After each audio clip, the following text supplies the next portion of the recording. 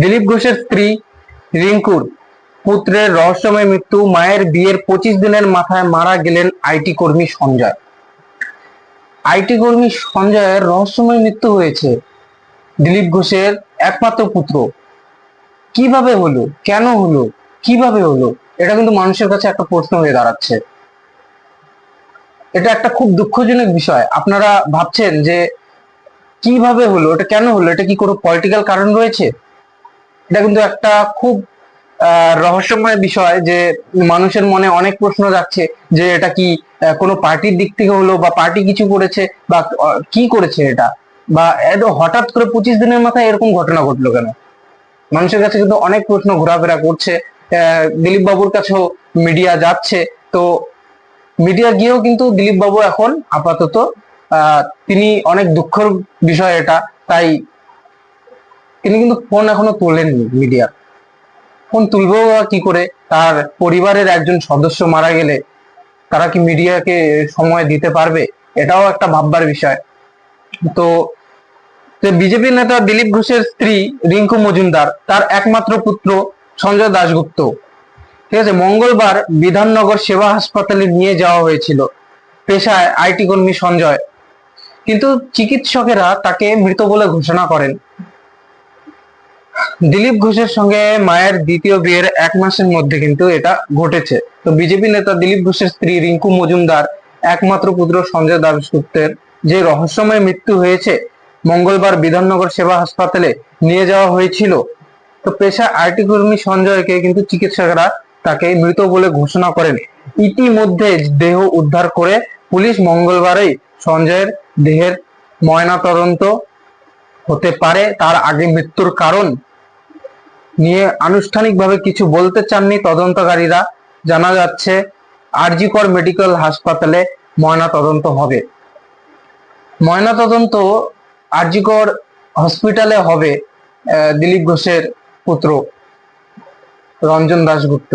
তো একটা প্রশ্ন আমার কাছে জেগে উঠছে যে আরজি কর মেডিকেল কলেজে কেন নিয়ে গেছে? সেখানে কত কি ভুলভাল কাজ হয়েছে। আপনারা মনে আছে আরজি কর কাণ্ডের কথা? ভুলে যাননি তো? সেখানে নিয়ে গেছে, সেখানে ময়নাতদন্ত ঠিকভাবে হবে কি করে আপনারা ভাবছেন? এর মধ্যে কি পলিটিক্যাল কারণ লুকিয়ে রয়েছে নাকি? আমার মনের মধ্যে একটা প্রশ্ন জেগে উঠছে, আরজি কর মেডিকেল কলেজে কেন নিয়ে যাচ্ছে? ওখানে নিয়ে যাওয়ার কারণটা কি? এটা কিন্তু একটা বড় কারণ রয়েছে আমার কাছে। আপনাদের কাছে কি মনে হয়, কেন নিয়ে যেছে ওখানেই? কেন অন্য কোনো নার্সিং হোমে নিয়ে যেতে পারলো না?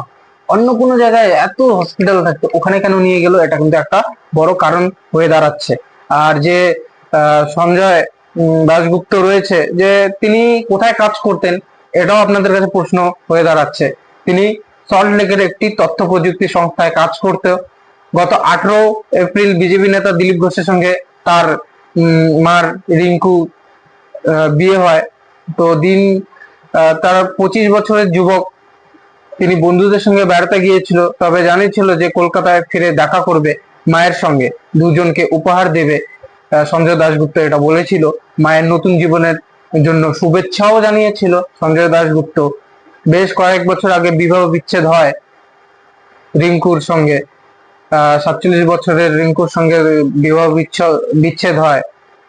তো দিলীপের সঙ্গে তার বিয়ের দিন, যে 13 বছর ধরে সামাজিক এবং পারিবারিক দায়িত্ব পালন করেছেন তার মা, এবং বাবার নিজের জীবন শুরু করেছেন।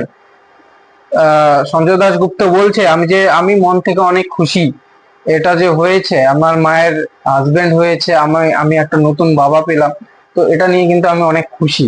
এটা কিন্তু জানিয়েছিলেন, তার কিন্তু কোনো দ্বিধাবোধ ছিল না, তিনি খুশি ছিলেন।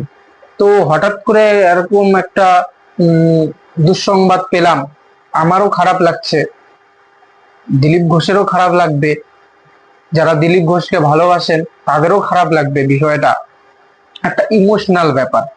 তো সঞ্জয়ের যে রহস্যময় মৃত্যুটা হয়েছে, তা নিয়ে কিন্তু এখনো ফরেন্সিক রিপোর্টে কিছু আসেনি, তারা কিছু এখনো জানাতে চাননি। আরো কি কি রিপোর্টে আসবে কি না আসবে সেটা আমরা জানতে পারবো। যদি রিপোর্টটা চলে আসে, আমি আপনাদেরকে আপডেট দেব। আপনারা সঙ্গে সঙ্গে থাকবেন, জানতে পারবেন কি হলো না হলো। আর আমি এখানেই বিরতি নিচ্ছি। আপনারা ভালো থাকবেন, সুস্থ থাকবেন, সঙ্গে থাকবেন, আর অতি অবশ্যই আমার চ্যানেলটিকে সাবস্ক্রাইব করবেন। আমি অসীম, এখানেই টাটা।